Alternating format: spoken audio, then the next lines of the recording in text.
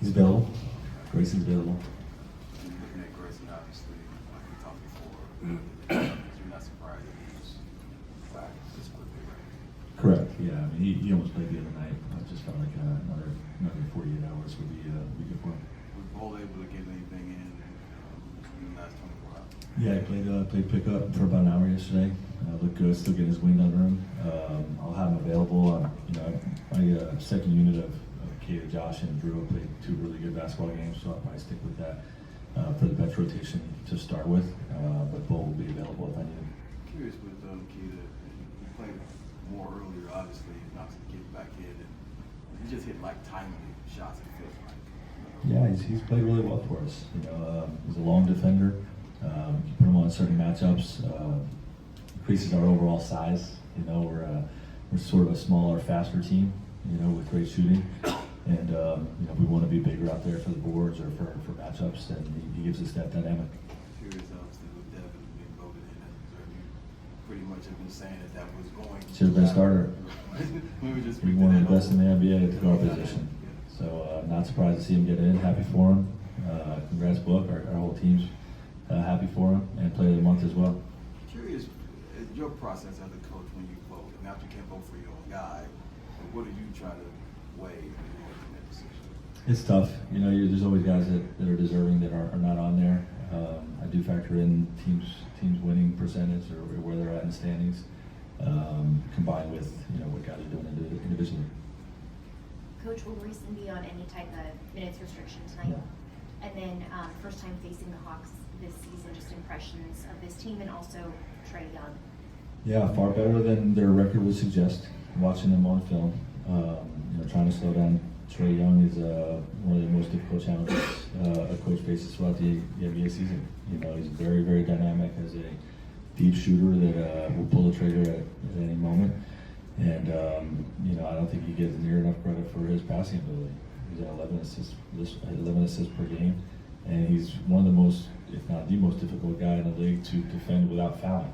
Because he's got all the tricks and really knows how to use his angles, and he's a smaller guard, so you try to be physical with him with his ability to use your force against you. It's very difficult. So he's tough to guard, and DeJounte Murray is a hell of a player too. The way they play with their rolling bigs and 3-point shooting support around them makes him very difficult to guard. Bogdanovich is playing out of his mind as well. So we're going to play well to beat this team. Coach, when you look at the 65-game rule for guys to be eligible for postseason awards, what do you think of that? I think it's a good rule. I don't know. I think nobody really knows what the number should be, but it should be a number. We're seeing obviously with Joel doing what he's doing at 35, 36 points per game, teetering around that line, it would be unfortunate for him to not be considered. But I think it's motivating guys to play as many games as possible, which is good. And I don't know if 65 is the right number, but I think it's good to have a number. Greg, can you just talk about the steps you're seeing from the team defensively, and you just touched on Trae, but like the pace of this team, and maybe how that Pacers game last week helps prepare you for something like tonight. Yeah, you said at the Pacers game, the teams that play with great pace do prepare you for playing in that Hawks. So we got to make sure that we're getting back. And I think as a whole, we're just strengthening our weapons right now. Our overall base defense is getting better. We're really improving our points in the paint and defensive rebounding. And transition wasn't great against Brooklyn, but we're gonna have to get back tonight. And the ability to scheme, is getting stronger as you see, teams first time through, second time through, you can get more into your bag, so to speak, in terms of what you're going to throw at certain teams that are difficult to game plan for.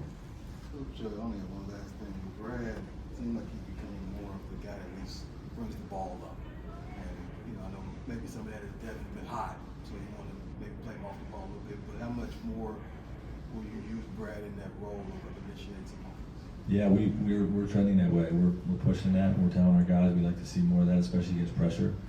We want him to grab the ball and be the primary guy to break the pressure and organize us. But I think, you know, the way Book's been scoring the ball and my desire to get the ball in Brad's hands more, both things fit, you know, so I do want him handling more.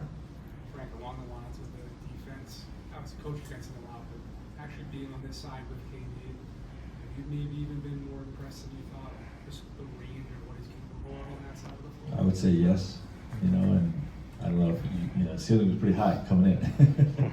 We all know how great Kevin Durant is, and you know, but for his, you know, to be around it every day, to see his shot making consistency, you know, the ways he can get to his spots and you know, get the types of shots that he wants is very impressive. From a guarding standpoint. Defensively, yeah, far better than I anticipated. You know, and sometimes you have to hide, you know, top scorers, you know, just to manage their workload or whatever. And he wants that challenge each night. He's more engaged when he's guarding, you know, a top guy, and you know, and his 7 foot wings, you know, 7 foot length and ability to slide his feet. You know, he can guard most guys in this league, big and small. So he's been very impressive. Thanks, Coach.